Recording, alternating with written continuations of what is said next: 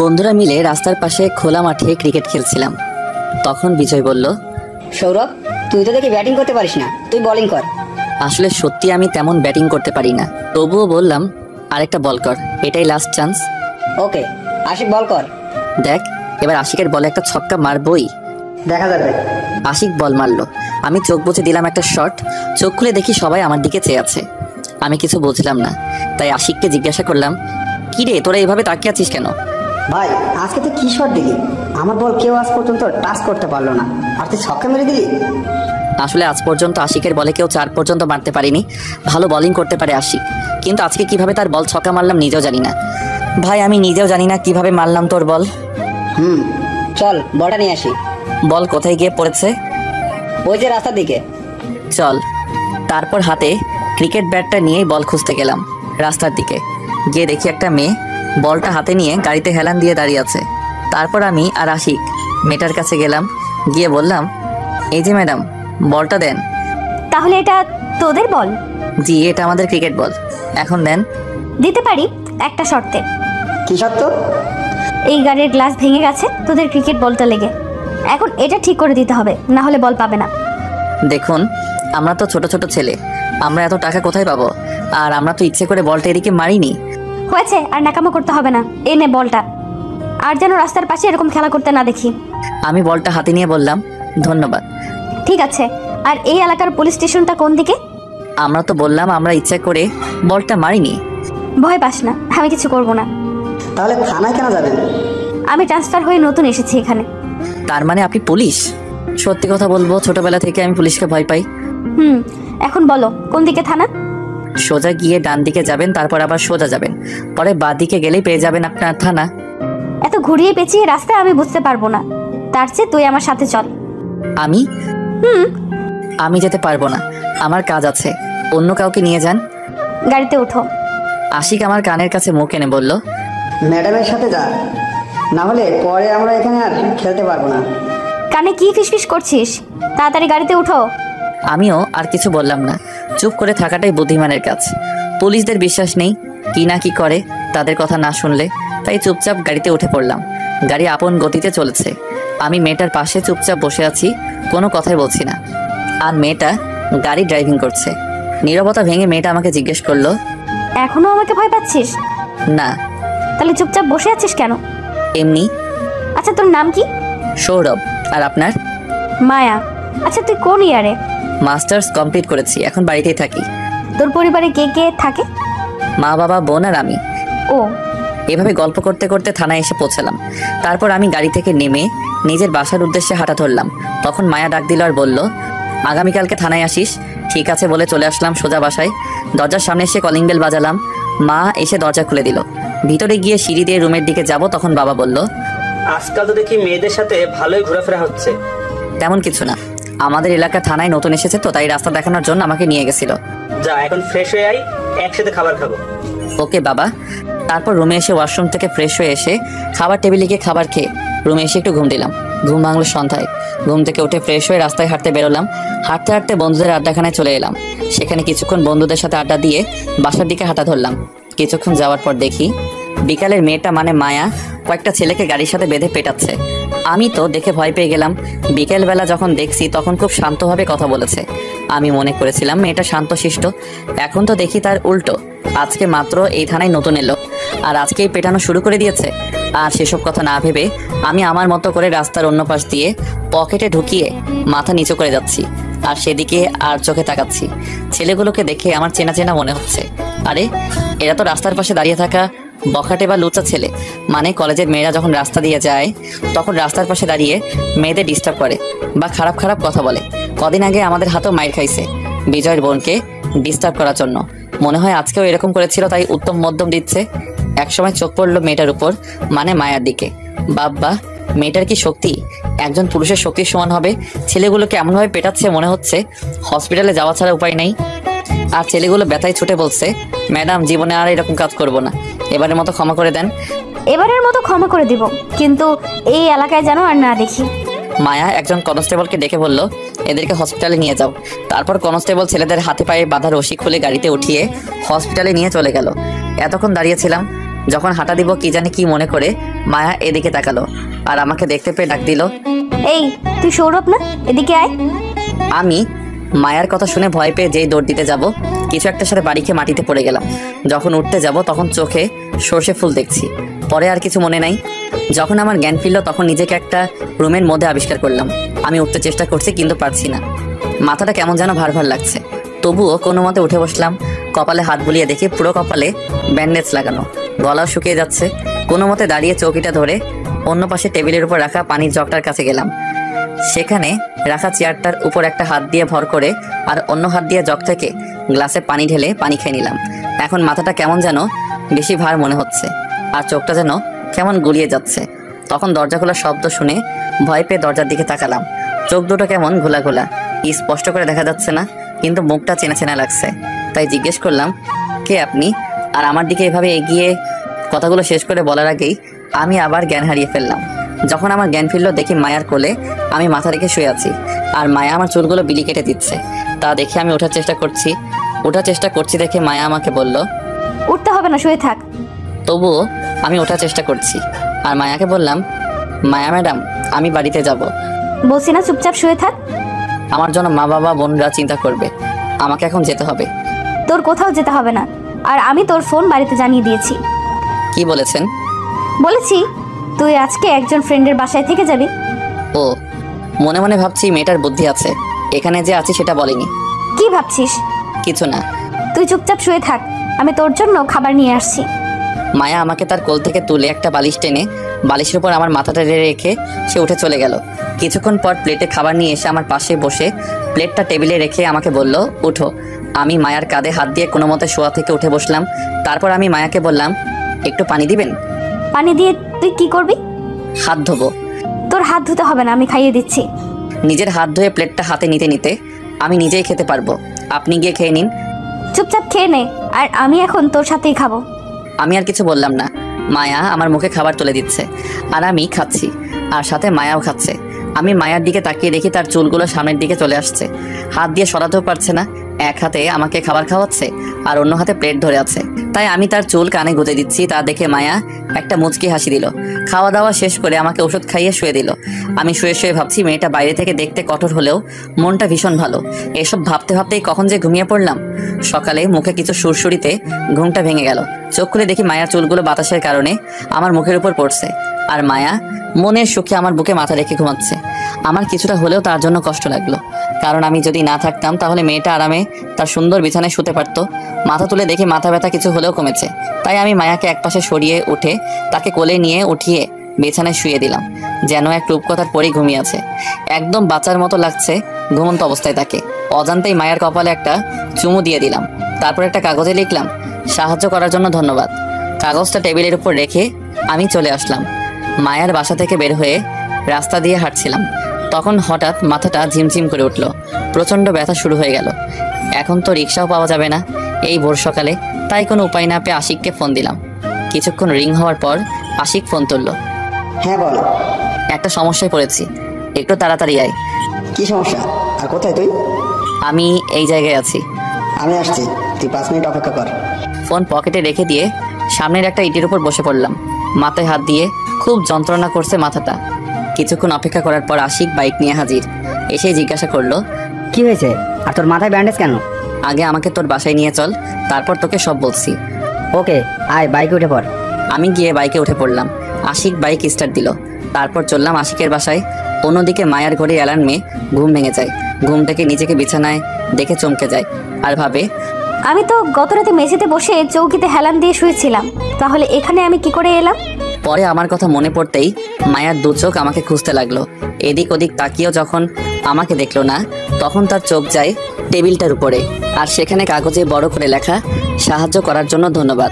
লেখাটা পড়ে মায়া অজান্তেই ফিক করে একটা হাসি দেয় আর ভাবে, এই ভোরবেলায় ছেলেটা কি বাড়ি চলে গেছে? ছেলেটা মাথায় তো প্রচন্ড আঘাত পেয়েছে, তাহলে কিভাবে একা যাবে? মায়া মনে মনে ভাবে, আমি কেন ছেলেটার কথা ভাবছি, থাক। বলে মায়া বিছানা থেকে উঠে ওয়াশরুমে চলে যায়। ওয়াশরুম থেকে ফ্রেশ হয়ে এসে মায়া বিছানা ঠিক করতে যায়। যেই চাদরটা তুলে ভাঁজ করতে যাবে তখন একটা মানিব্যাগ চাদর থেকে ছিটকে এসে মেঝেতে পড়ে। মায়া কৌতূহল বশত চাদরটা রেখে মানিব্যাগটা তুলে দেখে ব্যাগে কিছু টাকা আর একটা ছিঁড়া ফটো। মায়া মানি ব্যাগ থেকে ছিঁড়া ফটোটা বের করে দেখে বড় রকমের একটা টাসকি খায়, কারণ ফটোতে মায়ার ছোটবেলায় তার মনের মানুষের সাথে তোলা ফটোর অর্ধেক ফটো। মায়া তাড়াতাড়ি করে তার পার্স ব্যাগ থেকে তার কাছে থাকা এরকমই একটা অর্ধেক ছিঁড়া ফটো বের করে মানি ব্যাগ থেকে পাওয়া ফটোর সাথে মিলিয়ে দেখে, আর সেটা মিলেও যায়। মায়া ভাবে, এই মানিব্যাগটা কার হতে পারে, নাকি সৌরভের? সৌরভকে জিজ্ঞেস করলেই বোঝা যাবে এই মানিব্যাগটা কার। মায়া আর কিছু না ভেবে ঘড়ির দিকে তাকিয়ে দেখে অফিসের সময় হয়ে গেছে, তাই তাড়াতাড়ি করে পুলিশের ইউনিফর্ম পরে থানার দিকে রওনা দেয়। এদিকে আমি আর আশিকের বাসায় পৌঁছালাম। আমি বাইক থেকে নেমে ভিতরে গিয়ে সোজা আশিকের রুমে গিয়ে তার বিছানায় শুয়ে পড়লাম, কারণ মাথাটা বেশি ব্যথা শুরু হচ্ছিল। আমাকে এভাবে শুয়ে পড়তে দেখে আশিক জিজ্ঞেস করলো, সৌরভ, তুই ঠিক আছিস তো, নাকি শরীর খারাপ করছে? আমি ঠিক আছি, মাথার ব্যথাটা প্রচণ্ডভাবে ব্যথা শুরু হয়েছে। ও, তাহলে তুই শুয়ে রেস্ট নে, আমি একটু বাজার থেকে ঘুরে আসি। আসলে আশিকের বাবা আশিক ছোট থাকতেই মারা যায়, আর তাদের ছোট একটা ব্যবসা আছে, সেটাকে তার মা দেখাশোনা করে, আর তার বড় ভাই দেশের বাইরে থাকে, তাই তাকে রোজ বাজার করতে হয়। আমার জন্য ব্যথার ওষুধ নিয়ে আসিস, টাকা নিয়ে যায়। এই বলে আমি পকেটে হাত দিয়ে দেখি পকেটের মানি ব্যাগটা নেই, মনে হয় কোথাও পড়ে গেছে, না হলে মায়ের বাড়িতে ফেলে এসে পড়েছি। তাই আশিককে বললাম, দোস্ত, মানি ব্যাগটা আনতে ভুলে গেছি, তুই একটু তোর টাকা দিয়ে কষ্ট করে ওষুধ এনে দে, আমি পরে তোর টাকা দিয়ে দিব। আরে, আমি তো তোর জন্য ওষুধ আনতে যাচ্ছি, আর সেই সাথে বাজারটাও করে আসবো। ধন্যবাদ দোস্ত। ঠিক আছে, ফ্রেশ হয়ে নাস্তা খেয়ে নিস, টেবিলে রাখা আছে। ওকে। আশিক বাজারে চলে গেল, আমি আরও কিছুক্ষণ শুয়ে থাকলাম। যখন মাথার ব্যথাটা একটু কমলো, উঠে ওয়াশরুমে গিয়ে ফ্রেশ হয়ে এসে টেবিলে রাখা নাস্তাটা থেকে হালকা কিছু খেয়ে নিলাম। তারপর 2 গ্লাস পানি খেয়ে আবার বিছানায় গিয়ে শরীরটাকে একটু হেলিয়ে দিলাম। তখন হঠাৎ মনে পড়লো আমার মানিব্যাগের কথাটা। মানিব্যাগের কথাটা মনে হতেই চোখ দিয়ে কয়েক ফোঁটা জল গড়িয়ে পড়লো। তার কারণ আমার ছোটবেলার সেই ভালোবাসার মানুষের ফটো। এই একটাই ফটোর অর্ধেক ছিল আমার কাছে, আর অর্ধেকটা ভালোবাসার মানুষের কাছে। পাঠক ভাইরা, চলো ছোটবেলার সময় ফিরে যাই। যখন আমি ছোট ছিলাম তখন আমরা গ্রামে থাকতাম, সেখানেই মিলে আমার মনে রাজকন্যার দেখা। আমাদের গ্রামে একটা নতুন পরিবার নতুন এসেছে আমাদের বাড়ির পাশেই, আর ওই নতুন পরিবারে ছিল আমার মনের রাজকন্যা। তখন আমার বয়স 6 কি 7 হবে, আর আমার মনের রাজকন্যাটার 5 কি 6 বছর হবে। পাশের বাড়ির মেয়েটা প্রায় আমার সাথে খেলতে আসতো। মেয়েটা হঠাৎ একদিন এসে আমাকে বলে, আমি I love you. I love you too. তখন কি আর আই লাভ ইউ মানে বুঝতাম, তাই আমিও বলে দিয়েছিলাম। একদিন তো দুজন এক হয়ে একটা মেলা দেখতে চলে গিয়েছিলাম জমানো টাকাটা নিয়ে। সেখানে একজন কাকুকে দুজন হয়ে বললাম, কাকু কাকু, আমাদেরও ছবি তুলে দিবে? কেন নয়, তোমাদের মতো ছোট ছোট ছেলে মেয়েদের ছবি তুলতে আমার ভালোই লাগে। তাহলে ছবি তুলে আমাদেরকে একটা ছবি দিয়ে দিবে? তাহলে চলো আমার সাথে আমার দোকানে। তারপরে কাকুর সাথে কাকুর দোকানে গিয়ে ছবি তুলে কাকু আমাদেরকে একটা ছবি দিয়ে দিল খামে ভরে। সেটা নিয়ে আমরা খেলতে খেলতে আবার বাড়িতে চলে আসি, আর ছবিটা আমার কাছেই আমি রাখলাম। একদিন শহর থেকে খবর আসলো নানু মারা গেছে, সবাই যাওয়ার জন্য তৈরি হচ্ছে। তখন আমি মাকে জিজ্ঞাসা করলাম, মা মা মা আমরা কি এখানে আর থাকবো না? দেখ বাবা, আমাদেরকে এখন থেকে শহরে থাকতে হবে, কারণ তোমার নানি যে সেখানে একা হয়ে যাবে, তাই আমরা সেখানেই তোমার নানির সাথে থাকবো। তোমরা চলে যাও, আমি সেখানে যাব না। দেখ বাবা, এরকম করে না, তাছাড়া এখানে আমরা মাঝে মাঝে বেড়াতে আসবো। তাহলে আমি যাব। এই তো আমার ছেলে। তারপর আমি আমার আর তার ছবিটা নিয়ে তার বাড়িতে গেলাম। দেখি সে তাদের বাগানে খেলছিল। আমি তার কাছে গিয়ে বললাম, আমরা চলে যাচ্ছি, আর এখানে আসবো না। তখন সে কান্না করে বলে, সেখানে গেলে আমাকে ভুলে যাবে না তো? তার জন্য এই ছবির অর্ধেক তুমি রাখো আর অর্ধেক আমার কাছে থাকবে। তারপর ছবিটা ছিঁড়ে আমার ছবিটা তার কাছে আর তার ছবিটা আমার কাছে রাখলো। যখন আমরা শহরে চলে যাচ্ছিলাম তখন সে খুব কান্না করেছিল, আমিও করেছিলাম। যখন আমি বড় হতে লাগলাম বুঝতে পারতে লাগলাম তাকে আমি ভালোবেসে ফেলেছি। পরে যখন আমি বড় হয়ে তাকে নিতে গ্রামে আসলাম, এসে শুনি তারা নাকি এখান থেকে চলে গেছে। সেদিন আমি খুব কেঁদেছিলাম তার জন্য। তারপর থেকে আমি তার ছবি নিয়ে বেঁচে আছি। যাক, এখন বর্তমানে আসি। শুয়ে শুয়ে ছবিটার কথা ভাবছি আর চোখে জল ফেলছি। ছবিটা আমি হারিয়ে ফেললাম না তো? তখন মনে পড়লো মায়ার কথা, সেখানে মনে ছবিটা পড়েছে। আমাকে সেখানে তাড়াতাড়ি যেতে হবে। যেই উঠে দরজা খুলে সামনে তাকিয়ে আমি অবাক, কারণ দরজার সামনে মায়া দাঁড়িয়ে আছে, আর মায়ার পিছনে দেখি আশিক দাঁড়িয়ে আছে। আমি মায়াকে জিজ্ঞেস করলাম, ম্যাডাম আপনি এখানে? তুই চলে আসবি কেন এত সকালে? আর আমাকে বলার প্রয়োজন মনে করলি না? আপনি ঘুমাচ্ছিলেন তাই আর ডাকিনি। তুই দরজায় দাঁড়িয়ে আছিস কেন? ভেতরে যেতে দিবি না? ও, আমি তো ভুলেই গেছিলাম। মায়া রুমের ভিতরে গিয়ে একটা চেয়ারে বসে, আর আমি আশিককে গিয়ে আস্তে করে জিজ্ঞেস করি, কোথা থেকে নিয়ে আসলি? বাজারে দেখা হয়েছিল, আর আমাকে জিজ্ঞেস করে সৌরভ কোথায়, দেখেছি কিনা। তাই আমি বললাম সৌরভ তো আমাদের বাড়িতেই আছে। তারপর তো আমার সাথে এলো। ও, ওখানে কি ফিসফিস করছিস তোরা? কিছু না। তাহলে এদিকে আয়। তখন আশিক বলল, তোরা গল্প কর, আমি বাজারগুলো দিয়ে আসি। বাজার থেকে সোজা রুমে এসেছিল তাই। এই বলে আশিক নিচে চলে গেল। আমি বিছানায় গিয়ে বসলাম। তখন মায়া জিজ্ঞাসা করলো, ওষুধ খেয়েছিস? না। মাথা ব্যথা কি কমেছে? কিছুটা কমেছে। এই নে, ওষুধগুলো খেয়ে নে। মিথ্যে বললাম, অথচ ব্যথা এখনো আছে। তার পার্শ্ব ব্যাগ থেকে কিছু ট্যাবলেট বের করে আমার হাতে দিতে দিতে আমিও কিছু বললাম না, কারণ মাথা ব্যথাটা বেড়েই চলেছে। তাই ট্যাবলেটগুলো নিয়ে খেয়ে নিলাম। তারপর মায়াকে বললাম, ধন্যবাদ কিসের জন্য? এত কিছু সাহায্য করার জন্য। আর এই নাও মানি ব্যাগ।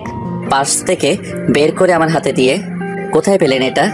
আমার বাড়িতে তোর পকেট থেকে পড়ে গিয়েছিল মনে হয়, তাই দিতে এলাম। জানেন, এই মানি ব্যাগটাই আমি খুঁজতে যাচ্ছিলাম, আপনারা তার আগে চলে এলেন। তা কি আছে এই মানি ব্যাগে যে এই হারিয়ে যাওয়া ব্যাগটা খুঁজেছিস? আমার ছোটবেলার ভালোবাসা। এই মানি ব্যাগে আমার মনে রাজকন্যার ছবি আছে, কিন্তু সে ছোটবেলায় হারিয়ে গিয়েছে, তাই তার এই ছবিটা নিয়েই বেঁচে আছি। আমি তো তোমার মনের রাজকন্যা। কিছু বললেন? কিছু না। তাহলে এখন আমি যাই, থানায় যেতে হবে তো। আর তোর নাম্বারটা দে। ফোন নাম্বার দিয়ে কি করবেন? রাতে ফোন দিব। ও, এই নেন 0194। তারপর মায়া চলে গেল, আর আমি একটু ঘুমানোর চেষ্টা করছি। কি করব, মাথা ব্যথায় ঘুমিয়ে আসছে না। কিছুক্ষণ পর আশিক রুমে এলো আর বলল, আঙ্কেল আন্টি ফোন করেছিল। কি বলেছি পরে? বলেছি সৌরভ আমার বাসায় আছে আর বিকেলে বাড়ি চলে যাবে। খুব ভালো করেছিস। আর মেয়েটা কেন এসেছিল? আমি তারপর আশিককে শুরু থেকে শেষ পর্যন্ত বললাম। এসব শুনে আশিক আমার দিকে হা করে তাকিয়ে আছে। এভাবে তাকিয়ে থাকিস না, মুখে মাছি ঢুকে যাবে। এসব কিছু হয়ে গেল আর আমাকে কিছু বললি না? সময় পাইনি। এখন একটু রেস্ট নে, বিকেলে চলে যাবি না। আচ্ছা। তারপর আমি ওষুধ খেয়ে শুয়ে পড়লাম। ঘুম ভাঙলো আশিকের ডাকে। সৌরভ, এই সৌরভ, উঠে পড়, অনেক বেলা হলো, খাবার খেয়ে নে। আমি উঠে ফ্রেশ হয়ে খাবার খেয়ে নিলাম। মাথাটার ব্যথা কমে গেছে এখন। তাই আশিককে বললাম, দোস্ত তুই না থাকলে কি যে হতো। থ্যাঙ্কস দোস্ত। কমেছে মাথা ব্যথাটা? কমে গেছে দোস্ত, এখন বাড়ি চলে যাই, পরে আবার মা বাবারা আমার জন্য চিন্তা করবে। চল, আমি তোকে বাইকে করে বাসায় দিয়ে আসি। ঠিক আছে। তারপর আমি আশিকের সাথে বাইকে করে বাসায় চলে এলাম। আমি বাইক থেকে নেমে আশিককে বললাম, ভিতরে আয়, চা খেয়ে যাবি? না দোস্ত, আজকে থাক, অন্য একদিন আসবো, তুই এখন রেস্ট নে। এই বলে আশিক চলে গেল। বাসার দরজার কাছে গিয়ে কলিং বেল বাজালাম। মা এসে দরজা খুলে দিল আর আমাকে দেখে জিজ্ঞেস করলো, তোর মাথায় কি হয়েছে? ব্যান্ডেজ কেন? তেমন কিছু না, ওই একটু পড়ে গিয়ে কেটে গেছে। দেখে চলতে পারিস না? আয় ভেতরে আয়। আমি ভিতরে গিয়ে ওয়াশরুম থেকে ফ্রেশ হয়ে নিলাম। তারপর রুমে গিয়ে বিছানায় শরীরটা একটু এলিয়ে দিলাম আর হাতে ফোনটা নিয়ে একটু ফেসবুকে ঢুকলাম। অনেক দিন ধরে ফেসবুকে ঢোকা হয় নাই। নোটিফিকেশন চেক করছিলাম, তখন দেখি আমার ছবিতে কেউ কমেন্ট করেছে। আইডির নাম ছোটবেলার ভালোবাসা। কমেন্ট বক্সে ঢুকে দেখি ওই আইডি থেকে লিখেছে সো সুইট জানু। আমি তো দেখে অবাক, এটা আবার কে হতে পারে যে আমাকে জানু বলছে। আইডির প্রোফাইল চেক করে দেখি আইডিটা কোনো মেয়ের আইডি। আমি রিপ্লাই দিলাম, কে আপনার জানু, আর আপনি কি আমাকে চিনেন নাকি? এটা লিখেই ফেসবুক থেকে বের হয়ে গেলাম। শুয়ে শুয়ে ছোটবেলার আমার মনের রাজকন্যার ছবিটা মানি ব্যাগ থেকে বের করে দেখছিলাম। তখন মা আমার রুমে এসে বলল, খেতে আয়। আমি ছবিটা হাতে নিয়ে বললাম, মা আমি আশিকদের ওখানে খেয়ে এসেছি। ও, আরেকটা কথা, সন্ধ্যে একটু বাজারে যেতে পারবি? তুমি বাজারের লিস্টটা রেডি করে রেখো। ওকে। তারপর মা চলে গেল। আমি আবার আমার মনের রাজকন্যাটা ছবির দিকে তাকিয়ে ভাবছি, কোথায় হারিয়ে গেলে তুমি? তোমাকে আমি কিভাবে খুঁজবো? এসব ভাবতেই চোখ থেকে কয়েক ফোঁটা জল গড়িয়ে পড়লো। তখন পাশে থাকা ফোনটা বেজে উঠলো। ফোনটা তুলে দেখে অচেনা নাম্বার, তাই রিসিভ করলাম না। বারবার কল করছে, তাই বাধ্য হয়ে কলটা রিসিভ করলাম। হ্যালো সৌরভ। জি, আপনি কে আর আমাকে কিভাবে চেনেন? আমি মায়া, এবার চিনতে পারছিস? কেন ফোন করেছেন? কি করছিস এখন? শুয়ে আছি। আপনি? এখনো থানায় আছি। ভাত খেয়েছিস? আপনি? আর শোন, আগামীকাল সকালে থানায় আসিস। কেন, আমি কি কিছু করেছি? না, তোকে একটু দরকার আছে। ঠিক আছে। এই বলে ফোনটা কেটে দিলাম।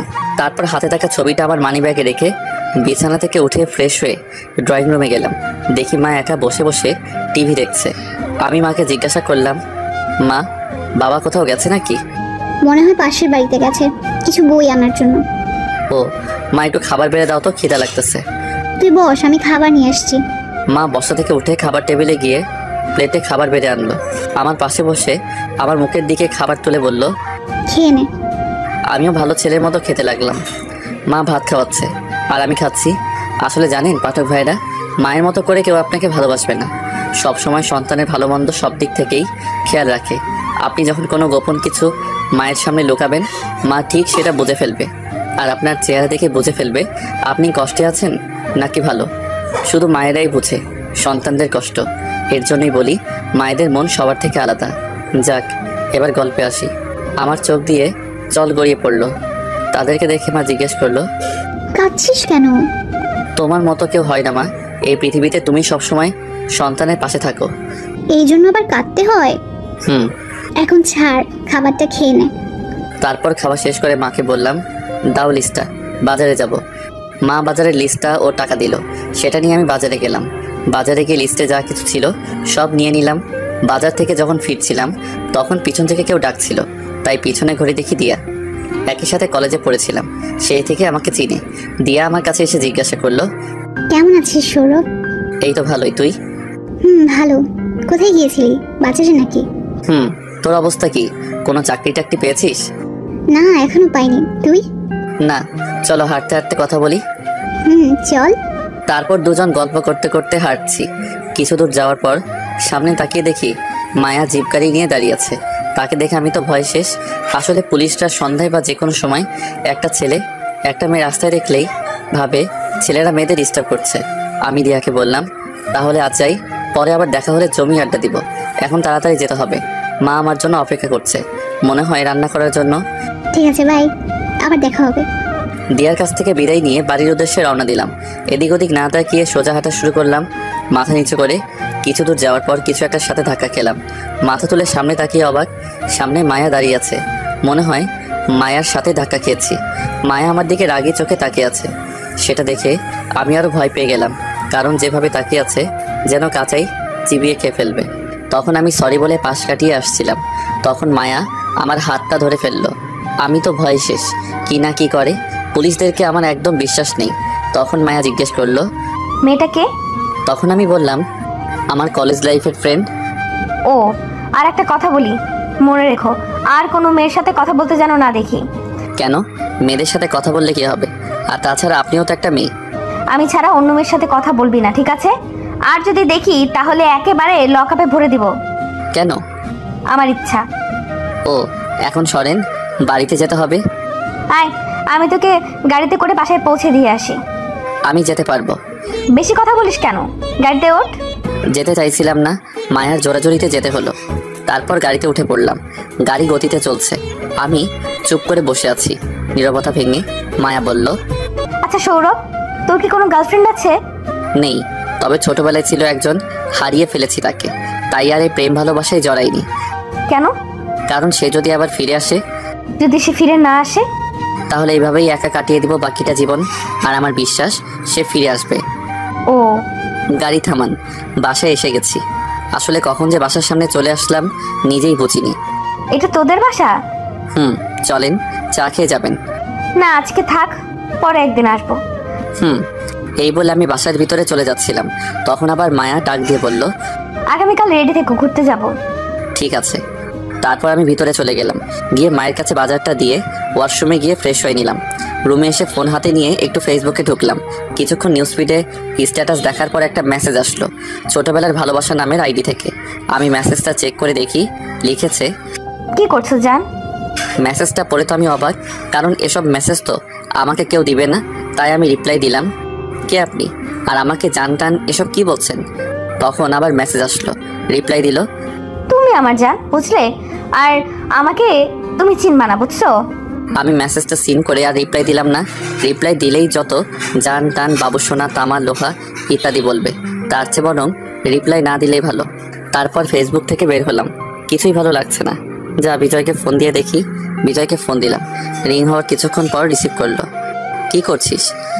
এই তো এখন মাত্র খাবার খেয়ে আসলাম। তুই কি করছিস? এই তো শুয়ে আছি। শোন, আগামীকালকে জনি মামার দোকানে চলে আসিস, কথা আছে। ঠিক আছে, আশিকদেরও বলে দিস। Okay, good night. To you. ফোনটা রেখে একটা রবীন্দ্রনাথের গল্পের বই পড়ছিলাম। মা এসে খাওয়ার জন্য ডেকে গেল। আমি বিছানা থেকে উঠে ডাইনিং টেবিলে গেলাম। দেখি আজকে পোলাও করেছে। আহা কি শান্তি, আজকে পেট ভরে খাবো। এই যে পাঠকরা, আমাকে পেটুক ভাববেন না, খেতে চাইলে চলে আসেন। ও, আপনারা তো আমার বাসার ঠিকানা জানেন না। ঠিক আছে, কোনো ব্যাপার না, এখন তো ডিজিটাল যুগ, আমি আপনাদের জন্য বিকাশে পাঠিয়ে দিব, কেমন? আম্মু, আজকে পোলাও রান্না করেছো? সাথে গরুর মাংস। মা, আমার তো গন্ধগুলো শুকেই জিভে জল চলে আসছে, তাড়াতাড়ি দাও। দেখ পাগল ছেলের কারবার, হাত ধুয়ে নে, আমি খাবার বেড়ে দিচ্ছি। আমি হাত ধুয়ে নিলাম। আমি মাকে জিজ্ঞেস করলাম, মা, বাবা কোথায়? আজকে একসাথে খাবো। তখন বোন সাথে ছিল আর বলল, ওয়াশরুমে গেছে, চলে আসবে এক্ষুনি। বলতে না বলতেই বাবা হাজির। তখন বাবা বলল, কি কথা হচ্ছে শুনি মাসেলের? কিছু না। মা খাবার বেড়ে দিল, সবাই মিলে খাচ্ছি। একসময় বাবা বলল, সৌরভের মা, আজকে রান্নাটা কিন্তু একদম টেস্টি হয়েছে। কি বলিস সৌরভ? মা আজকে যা রেঁধেছে না, কি বলবো, তোমার রান্নার তুলনা হয় না। হয়েছে হয়েছে, আর পাম দিতে হবে না, চুপচাপ খেয়ে নে। আজকে যদি এখানে নিঝুম থাকতো তাহলে আরো ভালো হতো। ও, আপনাদের তো বলাই হয়নি আমার বোনের নাম। কোনো ব্যাপার নয়, এখন বলছি। বোনের নাম নিঝুম, হোস্টেলে থাকে, ছোট থেকেই হোস্টেলে থাকে। আমি মাসে মাসেই যাই তাকে দেখতে, সেও আসে যখন কলেজ ছুটি হয়। প্রতিদিনই ফোন করে। খুব মজা হতো। হ্যাঁ, কেমন আছে, ঠিক মতো খাই কিনা কে জানে। মা, তুমি চিন্তা করো না তো, নিঝুম ঠিকই আছে। তাছাড়া আর কয়েকদিন পরই তো তাদের কলেজ ছুটি হবে। ও, তার ছুটি হলে তাকে নিয়ে আসিস, কতদিন ধরে দেখি না। কলেজ ছুটি হলে সৌরভ নিয়ে আসবো নে। এখন খাও তো। ঠিক আছে মা, মাংসের ঝোলটা একটু দাও তো। প্লেটটা এদিকে দে, তোমারও কি কিছু লাগবে? পোলাওটা একটু দাও। এই নাও। তারপর খাওয়া দাওয়া শেষ করলাম। শেষ করে ড্রয়িং রুমে এসে সোফায় বসলাম, টিভি দেখতে লাগলাম। টিভিতে সিআইডি দেখছি, আমার ভালোই লাগে। আর মাঝে মাঝে পোগো চ্যানেলে একটা কার্টুন হয়, টিটো। খুব মজার একটা ছোট ছেলের মাথায় এত বুদ্ধি। তবে এখন সিআইডি দেখছি। যখন নিঝুম আসে তখন আর এসব দেখা হয় না, কারণ রিমোট তার কাছে থাকে। আর আপনারা জানেনই তো, মেয়েদের সিরিয়াল দেখা নেশা। কি কি চ্যানেল জানি আছে? ও, মনে পড়েছে, স্টার জলসা, কালার্স বাংলা, জি টিভি। আমার তো মাঝে মাঝে ইচ্ছা, এই চ্যানেলটা কেন যে দিয়েছে, যারা দিয়েছে তাদেরকে গিয়ে ধরে পুষ্টাই। কি একটা চ্যানেল, দিন নাই রাত নাই, সিরিয়াল চলে। কিছুক্ষণ টিভি দেখার পর রুমে গেলাম, খুব ঘুম পাচ্ছিল। রুমে গিয়ে ফোনটা হাতে নিয়ে দেখি মায়া ফোন দিয়েছে। আমি কল ব্যাক করতে যাব, তখন আবার কল আসলো। রিসিভ করলাম। হ্যালো, আপনি যে নাম্বারে ফোন করেছেন তা এখন ব্যস্ত আছে। আজকে মনটা ফুরফুরে, তাই একটু মজা করে বললাম। তাছাড়াও আজকে কেন জানি তার সাথে মজা করতে মন চাচ্ছে। মজা করবি না আমার সাথে? কেন, আপনি কি পাগল যে আপনার সাথে মজা করব? এটা আমি কি বললাম? জিভে কামড় কাটলাম। কি, তুই আমাকে পাগল বললি? এই যা, এ তো দেখি রেগে যাচ্ছে। এখন কি করি? পুলিশ তো পাগলই, সারাদিন ওনের পিছনে দৌড়ায়। এই যা, কি বলতে গিয়ে কি বলে ফেলেছি। কি বললি তুই? অন্যের পেছনে সারাদিন দৌড়ায়, তাই না? এখন থেকে তোর পেছনে লেগে থাকবো। না মানে আমি বলতেছিলাম, পুলিশরা আসামিদের পিছনেই দৌড়ায়। এখন পাম মারা হচ্ছে? পাম কেন মারতে যাব? আগামীকাল থেকে তোর পেছনেই লাগবো, দেখে নিস। আমি তো মজা টুট টুট করে ফোনটা কেটে দিল। একরাশ ভয় নিয়ে শুয়ে পড়লাম, কারণ যেভাবে রেগে কথা বলছে, আগামীকাল কি না কি করে। আগামীকাল সত্যি কি আমার পিছনে লাগবে? যদি লাগে, আমার তো জীবনটাই তামা তামা হয়ে যাবে। এসব ভাবতে ভাবতে ঘুমিয়ে পড়লাম। সকালে মায়ের ডাকে ঘুম ভেঙে গেল। ঘুম থেকে উঠে ফ্রেশ হয়ে হালকা কিছু নাস্তা করে বিজয়ের সাথে দেখা করতে গেলাম। বাসা থেকে বের হয়ে রাস্তা দিয়ে যাচ্ছি, তখন দেখি মায়া জিপ নিয়ে দাঁড়িয়ে আছে। আমি দেখেও না দেখার মতো করে চলে আসলাম। কিছু দূর যাওয়ার পর পিছনে তাকিয়ে দেখি মায়া জিপ নিয়ে আমার পিছনেই আসছে। মনে মনে ভাবছি, সত্যি মনে হয় আমার পিছনে লাগছে। গতকাল কেন যে ওই কথা বলতে গেলাম, শালা এখন নিজের কথাই নিজে ফেসে গেছি। আমি সেদিকে পাত্তা না দিয়ে আমার গন্তব্যের দিকে এগিয়ে চলছি। আমি বিজয়ের দেওয়া ঠিকানায় গেলাম, দেখি আশিকরাও এসেছে। আমি তাদের জিজ্ঞেস করলাম, কি, কেন ডেকেছি সেখানে? না মানে তোদের একটু হেল্প দরকার, তাই তোদের এখানে ডেকেছি। কিসের জন্য হেল্প লাগবে তোর আবার? নাকি কোনো সমস্যায় পড়েছিস? না তেমন কিছু না, শুধু ওই আর কি। কি ওই করছিস, ভালো করে বল। না মানে আমি একটা মেয়েকে ভালোবাসি, কিন্তু মেয়েটা জানে না, তো তাকে কিভাবে আমার ভালোবাসার কথা বলবো। আর মামা, তুই আবার কোন মেয়ে প্রেমে পড়লি? ওই যে আমাদের কলেজের প্রিন্সিপালের মেয়ে আছে না, সে। আরে, তুই প্রিয়ার কথা বলছিস? আর কোনো মেয়ে পেলি না তুই? তাকে তোর পছন্দ হলো? আসলে মেয়েটা আমাদের সাথেই পড়তো একই কলেজে। আর একটা বিষয়, মেয়েটা প্রিন্সিপালের মেয়ে। মেয়েটা খুব ভালো, কিন্তু ওই প্রিন্সিপালটাই যত খিটখিটে স্বভাবে আর রাগিও বটে। একবার তো প্রিয়াকে কে যেন ডিস্টার্ব করেছিল, ছেলেটাকে একেবারে কলেজ থেকে বের করে দিয়েছে। ছেলেটা হাতে পায়ে ধরেও ছাড় পেল না। যাক, সেসব কথা পরেই গল্পে আসি। মনে হয় বেচারা মরা শখ হয়েছে। এই বলে সবাই হেসে দিল। আমি বললাম, এই তোরা থাম, কিভাবে বিজয়কে হেল্প করা যায় চিন্তা কর। আমার কথা শুনে সবাই চুপ হয়ে গেল। তখন আশিক বলল, আমার মাথায় একটা বুদ্ধি এসেছে। কি? বলে ফেল দেখি। যখন প্রিয়া এই রাস্তা দিয়ে যায় তখন সামনে গিয়ে বলে দিবি আমি তোকে ভালোবাসি। আর এটা কেমন দিলাম? ভালোই দিয়েছিস। হঠাৎ চোখ গেল রাস্তার দিকে। দেখি প্রিয়া আর তার বান্ধবীদের সাথে কোথায় যেন যাচ্ছে। তা দেখে আমি বিজয়কে বললাম, বিজয় দেখ সামনে। কি? প্রিয়া। কোথায়? ওই যে সামনে। তারপর বিজয় সামনে তাকিয়ে প্রিয়াকে দেখে। তারপর আমাকে বলে, সৌরভ গিয়ে বলে দে না আমি যে তাকে ভালোবাসি, তুই ভালোবাসিস। আর আমি গিয়ে বলবো, আমি পারবো না, তুই যা। জানা দোস্ত, তুই যা চাইবি তাই দিব, প্লিজ দোস্ত। ঠিক আছে, কিন্তু যা চাইবো দিতে হবে কিন্তু। ওকে। তারপর আমি প্রিয়ার কাছে গেলাম। আমাকে দেখে প্রিয়া জিজ্ঞেস করলো, আরে শৌভিক, কেমন আছিস? ভালোই, তুই? ভালো। কোথাও যাচ্ছিস নাকি? বান্ধবীদের সাথে একটু ঘুরতে বেরিয়েছি। ও প্রিয়া, তোর সাথে কিছু কথা ছিল, একটু সাইডে আয় তো। তার বান্ধবীদের থেকে কিছু দূরে এসে বলল, কি বলবি বল। আসলে হয়েছে কি, বিজয় নাকি তোকে ভালোবাসে। এই কথাটা বিজয় বলতে বলল, তাই তোকে বললাম। তাই নাকি? সে কোথায়? ওইদিকে। তাই, তোরা এখানে একটু থাক, আমি আসছি। তারপর আমাকে সাথে নিয়ে বিজয়ের কাছে গেল। রাস্তা পার হওয়ার সময় কিছু দূরে দেখি মায়া গাড়ি নিয়ে দাঁড়িয়ে আছে আর আমার দিকে রাগি চোখে তাকিয়ে আছে। কি জানি কেন এরকম ভাবে তাকিয়ে আছে, কে জানে। অবশেষে রাস্তা পার হলাম।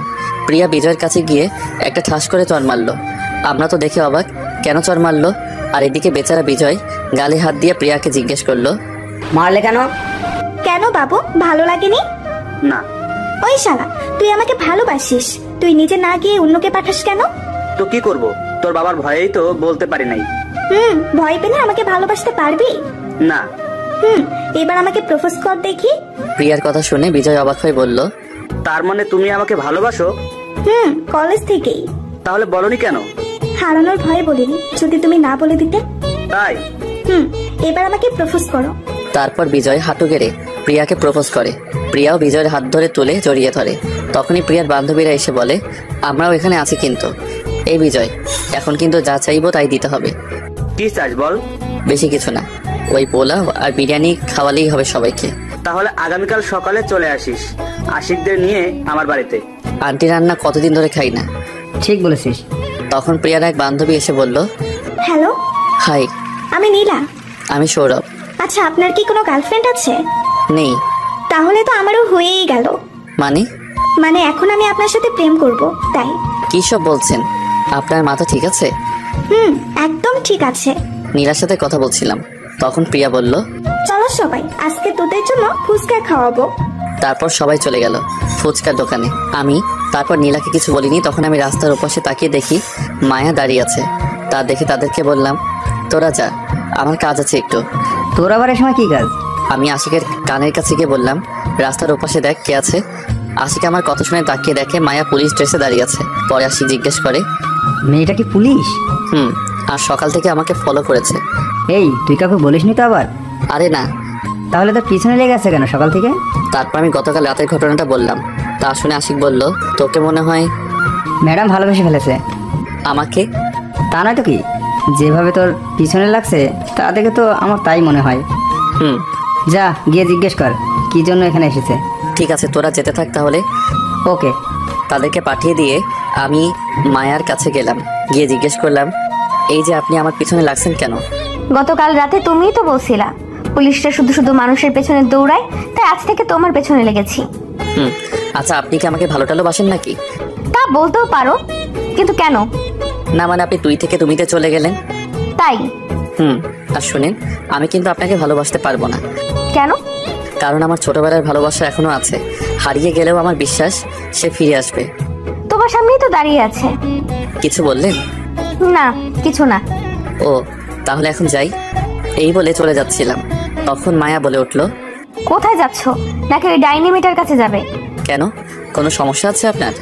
হ্যাঁ, আমার অনেক সমস্যা, কারণ আমি তোমাকে ভালোবাসি। কখন থেকে? যেদিন তুমি মাথায় আঘাত পেয়েছিলে সেদিন থেকেই। ও, তোমাকেও আমাকে ভালোবাসতে হবে। পারবো না। কি বললাম? কই কিছু না তো। এখন চলো। কোথায়? প্রেম করতে। আমি যাব না। তোমাকে যেতেই হবে। এই বলে আমাকে ট্রেনে গাড়িতে ওঠালো। আমি আর কিছু বললাম না। যেভাবে রেগে আছে এখন, মায়া গাড়ি চালাচ্ছে আর আমি চুপ করে বসে আছি। কিছু দূর যাওয়ার পর মায়া গাড়িটা পার্কের সামনে থামালো। মায়া গাড়ি থেকে নেমে বলল, নামো। আমিও চুপচাপ গাড়ি থেকে নেমে পড়লাম। তারপর দুজনে পার্কের ভিতরে গেলাম। পার্কের ভিতরে গিয়ে একটা বেঞ্চে বসলাম। চুপচাপ বসে আছি। আমি আশেপাশে তাকিয়ে দেখি একজন আরেকজনকে কিস করছে। তা দেখে আমি বুঝে গেলাম এটা প্রেম করার জায়গা। কিছুক্ষণ পর মায়া নরম সুরে বলল, সৌরভ, তুমি কি আমাকে সত্যিই ভালোবাসতে পারবে না? না। কেন? নাকি তোমার ছোটবেলার ভালোবাসাকে ভুলতে পারছো না? ধরে নাও তোমার ভালোবাসা এসে গেছে। মানে? আমি জানি তোমার ছোটবেলার ভালোবাসাকে, যার ছবি আজও তুমি মানি ব্যাগে নিয়ে ঘুরো। কি ঠিক বললাম তো? মায়ের কথা শুনে আমি অবাক হয়ে গেলাম, কারণ সে কিভাবে জানলো এসব বিষয়ে। তাই অবাক হয়ে মায়াকে জিজ্ঞাসা করলাম, আপনি এসব জানেন কিভাবে? তাছাড়া তোমার ছোটবেলার সবকিছুই আমি জানি। মানে তুমি ছোটবেলার একটা মেয়েকে খুব ভালোবাসো, তার জন্য এতদিন ধরে অপেক্ষা করছো। তা আপনি কি করে জানলেন? কারণ মেয়েটা আমার বাড়িতেই আছে। তাড়াতাড়ি চলেন, আসলে প্রিয় মানুষটাকে দেখতে মনটা খুবই ছটফট করছে। কোথায়? আপনার বাড়িতে। ও, চলো। তারপর মায়ের সাথে করে পার্ক থেকে মায়ের বাড়িতে চললাম। মায়ের বাড়িতে পৌঁছে আমি গাড়ি থেকে নেমে তাড়াতাড়ি মায়ের বাসার ভিতরে গেলাম। আমার এরকম করা দেখে মায়া জিজ্ঞাসা করলো, তুমি এমন করছো কেন? কারণ তাকে অনেকদিন পর দেখবো তো, তাই। আর তর্স হচ্ছে না। কোথায় সে? তোমার পাশেই তো দাঁড়িয়ে আছে। আমি মায়াকে আবার জিজ্ঞেস করলাম, কোথায় সে? আছে। তারপর মায়া তার ঘরের দরজা খুলে, আর আমি ভিতরে গিয়ে কাউকে দেখতে না পেয়ে মায়াকে জিজ্ঞাসা করি, ঘরে তো কেউ নেই, কোথায় আছে সে? কেন, আমি তো আছি। মানে আমি তোমার ভালোবাসা। আপনি? আমি। কেন বিশ্বাস হচ্ছে না? না। তাহলে তোমার মানি ব্যাগটা দাও। কেন? দিতে বলছি, দাও। আমিও আর কিছু বললাম না, পকেট থেকে বের করে দিয়ে দিলাম। মায়া মানি ব্যাগটা নিয়ে ব্যাগ থেকে সেই ছবিটা বের করলো। তা দেখে আমি বললাম, এটা আমাকে দিয়ে দিন। মায়া চুপ করে আছে। মায়া তার পার্স থেকে আরেকটা ছবি বের করে, সেটা দেখে তো আমি চমকে যাই, কারণ আমার কাছে যে ছিঁড়া ছবিটা ছিল সেটা তার অর্ধেক। আমি মায়াকে জিজ্ঞাসা করলাম, এই ছবিটা আপনি কোথায় পেয়েছেন? ছোটবেলা থেকেই আমার কাছে ছিল। আর এই ছবিটা তুমি কোথায় পেয়েছো? আমার মানি ব্যাগে যে ছবিটা ছিল সেটা দেখিয়ে। কেন? আর এই ছবিতে আমার ছোটবেলার ছবি?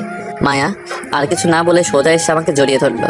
আমি তো অবাকের পর অবাক হচ্ছি, কেন এমন করছে মায়া? আর ছবিটার অর্ধেক অংশটাও তার কাছে। তাহলে কি মায়া আমার? না, আর কিছু ভাবতে পারছি না। এদিকে মায়া আমাকে জড়িয়ে ধরে আছে। ছাড়াতে চেষ্টা করছি, কিন্তু কোনো মতে ছাড়াতে পারছি না। মায়া বলছে, এরকম করছো কেন? জানো তোমার জন্য আমি কতটা অপেক্ষা করেছি? আর নয়। কি সব বলছেন? ঠিকই বলছি। আর তুমি মনে হয় আমাকে এখনো বিশ্বাস করতে পারছো না। তাহলে এই দেখো। আমাকে ছেড়ে দিয়ে তার শার্টের হাতা তুলে আমাকে দেখিয়ে, আমি তো দেখে বিশ্বাসই করতে পারছি না। এটা কি করে সম্ভব? তার হাতে এই চক্করের একটা ট্যাটু আঁকা। তা দেখে আমি বুঝে গেলাম এটা সেই মানুষটাই। যখন আমরা ছোটবেলায় স্কুলে যেতাম, তখন বড় ভাইদের হাতের ট্যাটু দেখে আমাদেরও ইচ্ছা হয়েছিল হাতে ট্যাটু আঁকতে। তারপর একদিন আমরা এক বড় ভাইয়ের কাছে গিয়ে হাতে ট্যাটু লিখে আঁকি। আমার নামের প্রথম অক্ষর এস তার হাতে, আর তার নামের এম অক্ষর আমার হাতে আঁকি। যাক, এখন বর্তমানে আসি। আমি মায়াকে কিছু বলার আগেই মায়া বলে উঠল, তোমার হাতেও কিন্তু এম অক্ষরের ট্যাটু আছে। আমি এখন আরো নিশ্চিন্ত হলাম, কারণ আমার হাতে যে ট্যাটু আছে সেটা আমি আর সে ছাড়া কেউ জানতো না। আমি কোনো কথা না বলে মায়াকে গিয়ে জড়িয়ে ধরে কান্না করে দিলাম। এই কান্না কষ্টের কান্না নয়, আনন্দের কান্না। আমাকে কান্না করতে দেখে মায়া বলল, তাই একদম কান্না করবে না, তাহলে কিন্তু আমিও খেতে দেবো। তাহলে কাছে থেকেও আমাকে বলনি কেন? তুমি আমার সেই তুমি। বলতে চেষ্টা করেছি কিন্তু পারিনি। আর ফেসবুকে যে আইডি থেকে তোমাকে মেসেজ দিত, সেই মেসেজটাও আমিই দিতাম। অনেক ভালোবাসি তোমাকে। ভালোবাসবে তো আমাকে? কি বলো? আমিও তোমাকে অনেক অনেক ভালোবাসি। তাই তো আজ পর্যন্ত কোনো মেয়ের প্রস্তাবে রাজি হইনি, তুমি আসবে বলেই। কি? তোমাকে মেয়েরা প্রেমের প্রস্তাব দিত? কিন্তু আমি রাজি হইনি। আজকেও একটা মেয়ে আমাকে কথাটা বলার আগেই মায়া বলল, ওই ডাইনিটা বলেছিল তো? যারা যারা আমার বরকে প্রেমের প্রস্তাব দিয়েছে তাদের এক একটাকে তো আমি হাজতে ভরবো। আমি মুচকি মুচকি হাসি দিয়ে তার দিকে তাকিয়ে আছি। রাগলে তার গাল দুটো কেমন যেন লাল হয়ে যায়, আর তাকে দেখতেও তখন খুব সুন্দর লাগে। আমার হাসি দেখে মায়া জিজ্ঞেস করলো, এই তুমি হাসছো কেন? না মানে এই যে তুমি বর বললে তাই। এই কারণে তুমি হাসছো? তাছাড়া তুমি তো আমার বরই হবে, তাই না? হব? আমি তো বিয়ে করে ফেলেছি, তাহলে কিভাবে তোমার বড় হব? তো তুমি বিয়ে করেছো? এই যা, মনে হয় কান্না করে দিবে। আমি তাকে কাছে টেনে এনে বললাম, তুমি কান্না করছো কেন? মায়া নিজেকে ছাড়াতে ছাড়াতে বলল, ছাড় আমাকে, ছাড়, তুমি এখন অন্য কারো।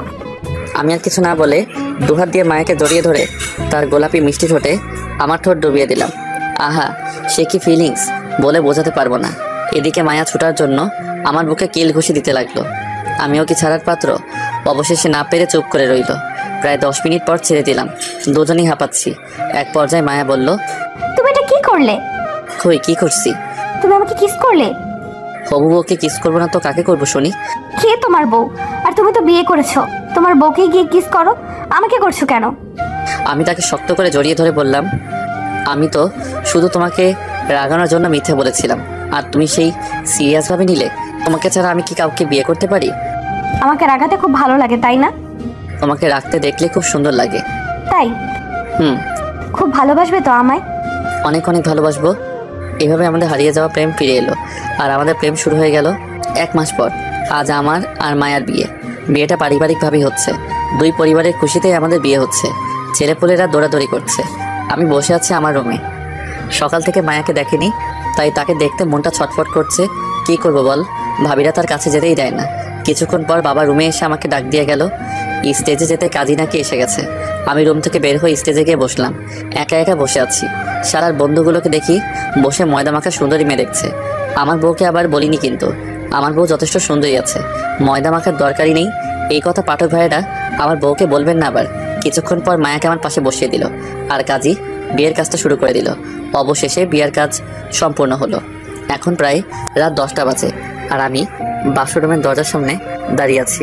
আমাকে দরজার সামনে দাঁড়িয়ে থাকতে দেখে ভাবিরা জোর করে আমাকে রুমের ভিতরে ঢুকিয়ে দিয়ে দরজাটা বাইরে থেকে বন্ধ করে দিল। রুমের ভিতরে গিয়ে বিছানার কাছে গেলাম। দেখি মায়া ইয়া বড় লম্বা ঘোমটা দিয়ে বসে আছে। আমি ঘোমটা তুলে তাকে দেখে আবার ক্রাশ খাইলাম আর কি। তারপর মায়াকে বললাম, চলো বাসর করি আমরা। আমার এই কথাটা হঠাৎ বলাতে মায়া চমকে উঠে বলল, সবার সামনে? কেউ তো নেই। নেই মানে? তোমার পাঠকরা তো দেখছে, তাদের সামনে আমার লজ্জা করে না বুঝি? ওরে আমার লজ্জাপতি বউরে, এই যে পাঠক ভাইয়েরা, আপনারা এখন আসতে পারেন। অনেক পড়েছেন, অন্য একদিন পড়ে নেবেন। এখন দেখছেন না আমার লজ্জাপতি বউটা কত কত লজ্জা পাচ্ছে। এই আমি পাঠকদেরকে তাড়িয়ে দিয়েছি, এখন তো শুরু করি। লাইটটা অফ করে দাও। তারপর লাইট অফ, দুজনে মিলে এখন বাসর করতে হবে। এই পাঠক ভাইরা, এখন আপনারা জাননি আপনাদের মা বাবা আপনাদের জন্য চিন্তা করবে তো। এইভাবেই শুরু হলো এই গল্পের আমাদের সুখের সংসার জীবন। ভালোভাবে যেন কাটে তাদের এই সুখের জীবনটা। আজ এখানেই শেষ।